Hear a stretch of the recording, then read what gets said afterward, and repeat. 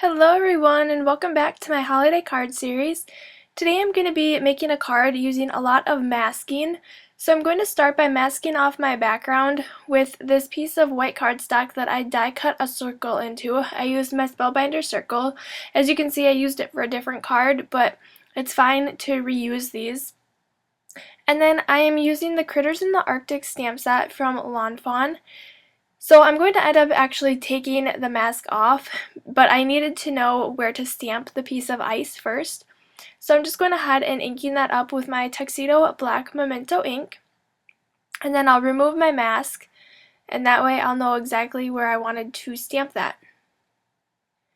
And then I already stamped and die cut the masks out, so I used the full sticky back Post-it notes. You can also use masking paper.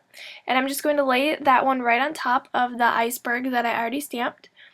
And then I'm going to go ahead and stamp the narwhal. And I am stamping these on a piece of Coordination's 110-pound cardstock because I'm going to be coloring them in with my Copics.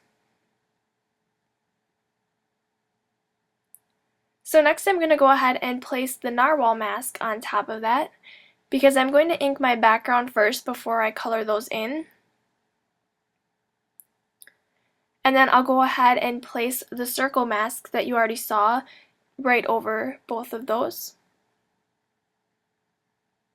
And then I can go ahead and color in my background with my Distress inks. So I'm going to do two different colors, one to look more like the water and then more to look like the sky. So I'm going to mask off the bottom portion with another full sticky back Post-it note. And then I'm going to start inking up my background with the Tumbled Glass Distress ink. So I just have my round foam blending tool, and I am going to ink the entire background with this light blue color. And you can make it as dark or as light as you would like it, so just keep adding more ink if you would like it darker. And then I'm going to go in with the Broken China and just add this from the bottom up. So I just want the bottom to be a little bit darker than the top. So I'm just adding that towards the bottom.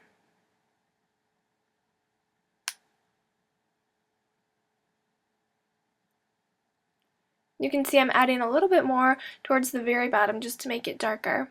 And then I'll go back in with my tumbled glass and just blend both of those colors together.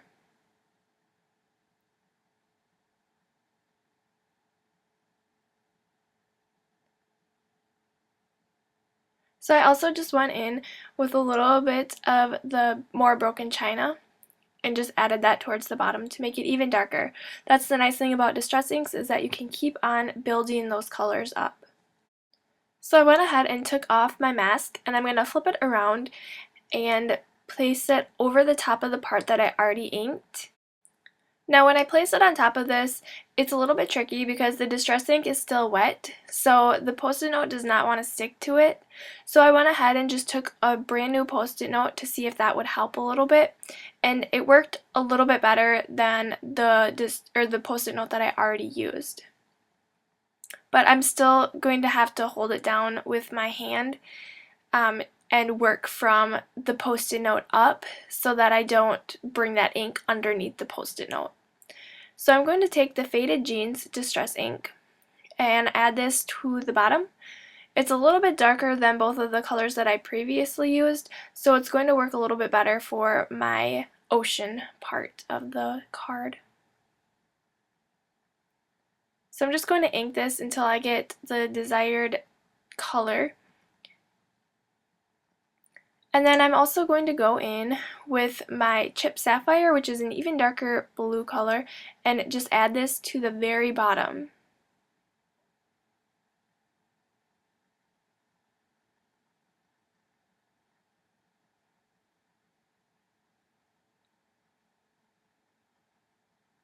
And then I'm going to go back in with the Faded Jeans and just make sure that those colors are really blended together.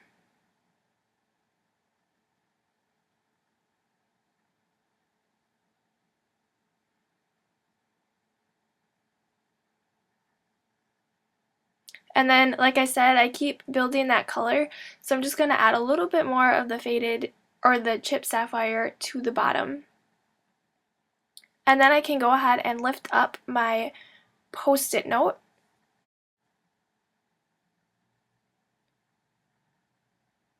And then before I lift up the circle mask, I'm just going to take a little bit more Distress ink and blend that edge out so that it's not such a defined edge on there. It looks a little bit more natural. And then I can go ahead and take up my circle mask, and then we can see the beautiful background. And then I'm also going to lift up the narwhal and the ice masks. So you can see how those are still white underneath, so that we can go ahead and color them in with our Copics. So I'm just doing some really simple coloring. I'm using the W1.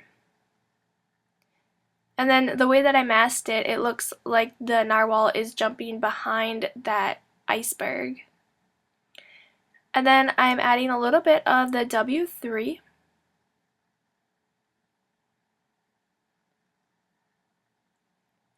And then I'm also going to add a little W5 just to make those shadows even darker. And then I can go back in with my W1 and just blend all of those colors together. I like using the warm gray, the W's, for critters because it makes them look a little bit more realistic instead of the cooler grays, the C's. And then I'm also coloring in the little horn with the W5. I'm not sure if that's what it's really called on a narwhal, but I don't know what the technical name is called. And then I'm going to start coloring my ice in with the B00.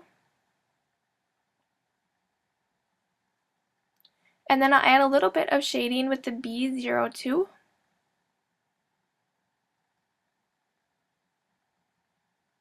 And then also with the B05.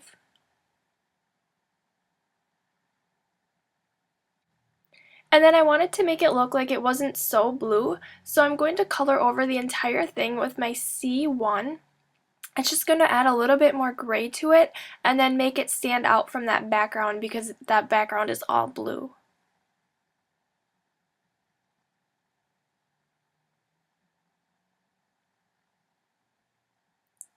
Okay, so then I'm going to go ahead and stamp my sentiment.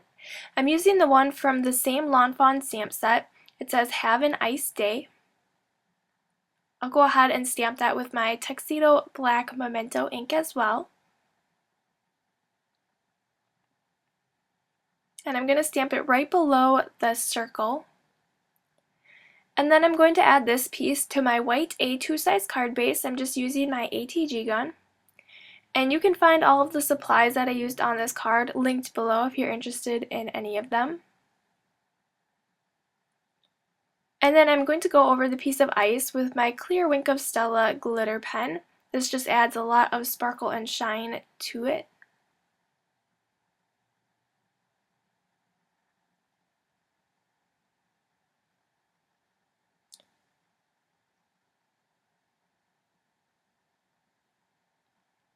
And then I'm also going to go over that entire iceberg with my glossy accents.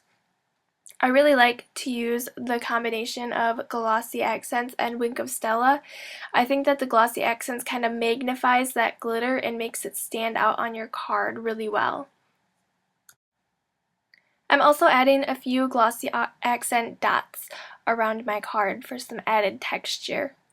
And then that is my finished card for today. I hope you guys enjoyed this tutorial and will try masking on your Christmas cards this year. Make sure if you enjoyed this video that you subscribe to my channel so you don't miss any of my new videos. I thank you again so much for watching, and I will see you back here next time. Bye!